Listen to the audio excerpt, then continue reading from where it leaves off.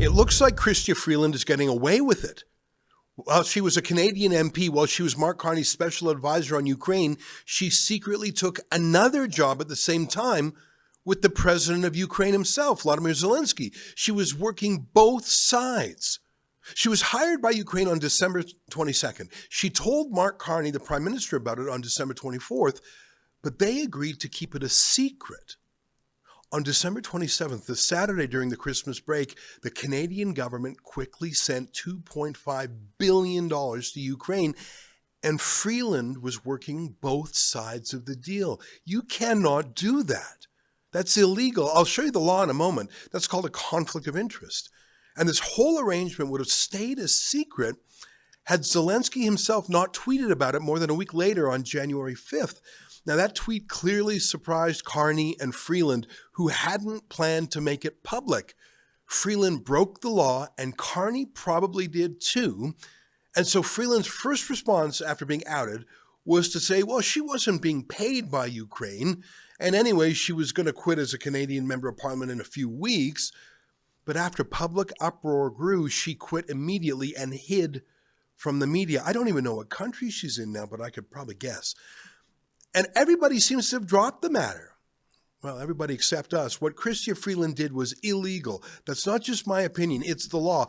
Let me show you this letter written by our lawyer, Chad Williamson. It is a detailed 3-page complaint to the Conflict of Interest and Ethics Commissioner, Conrad von Finkenstein.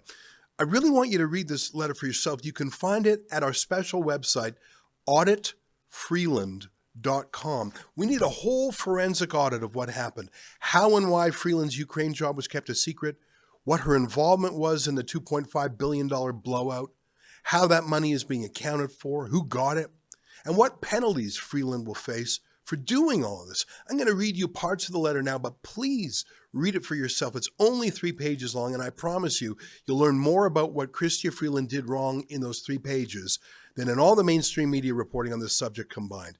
And that's the thing. Once Freeland quit as an MP, the regime media basically said, oh, well, she's gone now. Nothing to see here. Let's talk about something else. And the opposition parties dropped it too. We have a better idea. Now, you might remember we hired Chad Williamson as our lawyer to sue Trudeau's crooked Justice Minister, David Lametti, when Lametti illegally deleted his government Twitter account to hide his tracks after the federal court ruled the Emergencies Act was illegally applied by him. Now, we won that battle. Lametti had to stop deleting his records. We caught the Justice Minister breaking the law, and we stopped him. Just huge. Chad was also our lawyer the last time we sued the Liberal Debates Commission for trying to keep Rebel News reporters out. He is our winningest lawyer, actually. So let me show you his letter to the Conflict of Interest and Ethics Commissioner. I'm going to read it.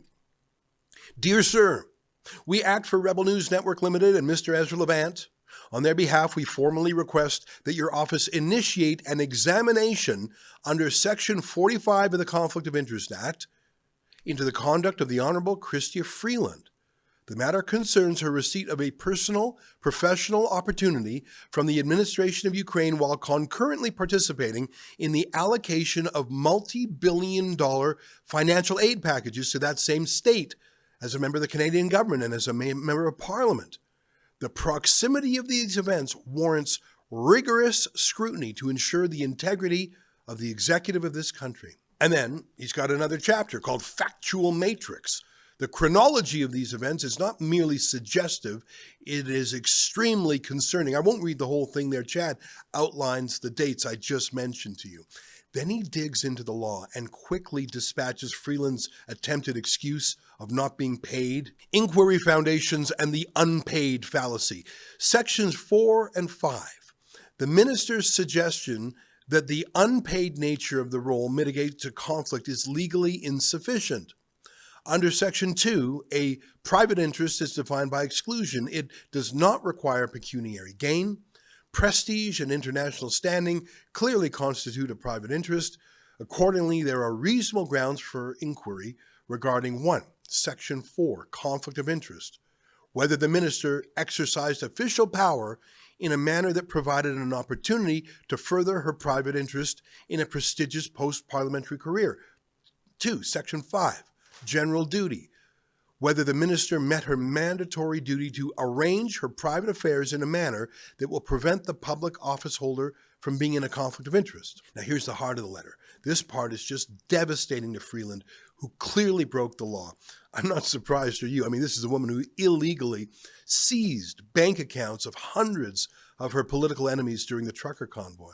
So why would she follow the law when it comes to shoveling $2.5 billion from Canadian taxpayers to her new boss?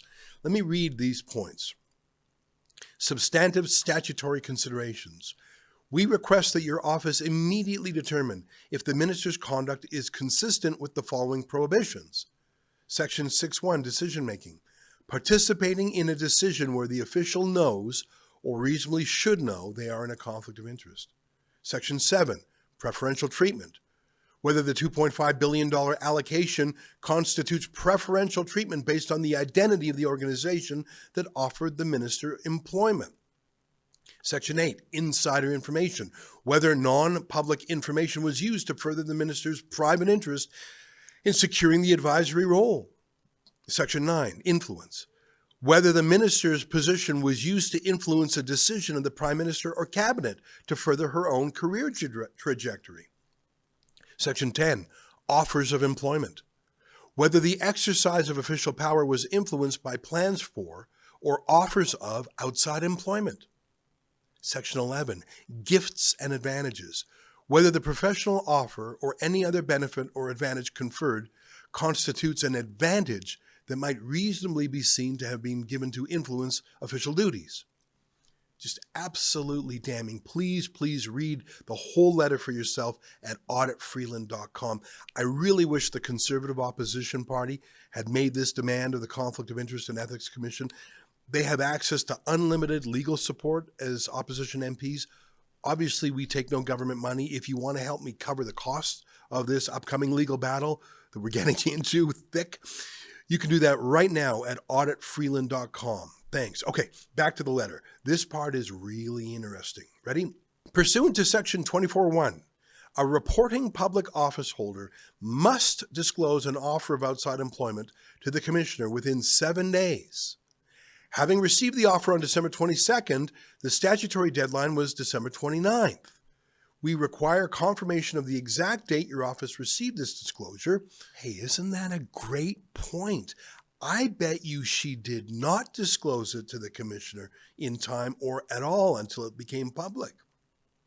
This was when Freeland and Carney were still keeping it quiet. And remember I mentioned that Chad sued and beat Justice Minister David Lametti for illegally destroying government records?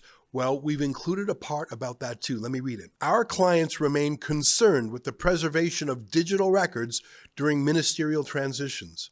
In Rebel News Network versus Lametti, we litigated the unacceptable risk of record scrubbing following a minister's departure.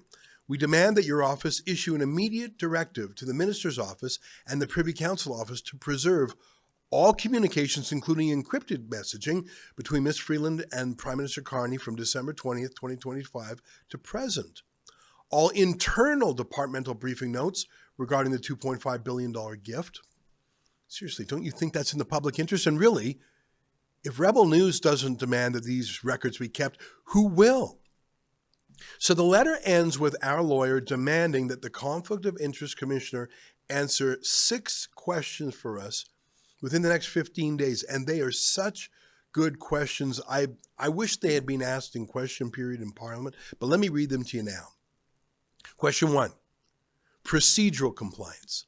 On what exact date did your office receive a formal written disclosure from Minister Freeland regarding the December 22nd offer as mandated by the 7-day deadline in Section 24.1? That's a great one. Question 2, the recusal record.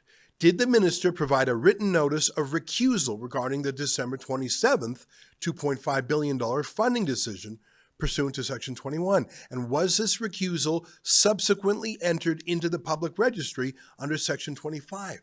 That is a great question. Did she step away from the decision? Of course we know she didn't. Question 3, contemporaneous advice. Did the minister seek or receive written advice from your office between December 22nd and December 27th regarding the ethical compatibility of our participation in aid-related cabinet decisions while entertaining a personal professional offer from the recipient state? Great question. Question 4, classification of interest. Does your office maintain that a high-level advisory appointment to a foreign sovereign state, regardless of remuneration, is an exempt interest under Section 2, or does it constitute a gift or other advantage under Section 11? Yeah, there's no way that simply saying, oh, I'm not getting cash means this is legitimate work. It's crazy. Question 5, evidence preservation. What specific enforceable directives has your office issued to the minister's staff and the Privy Council office to prevent the scrubbing or deletion of digital records, specifically encrypted messages, logs involving Mark Carney prior to the minister's resignation? And finally, preferential treatment inquiry. Will your office's examination specifically investigate whether the $2.5 billion allocation constitutes preferential treatment to an organization under Section 7 based on the minister's pending transition to that organization? We expect a prompt acknowledgement of this request, a fulsome response to our queries, and a timeline for your office's preliminary assessment on or before the deadline captioned above. This is a matter of grave public interest, I think, don't you? It's not just the money being hoovered out of the country on a Saturday right after Christmas. It's that every single check and balance was broken to get the money.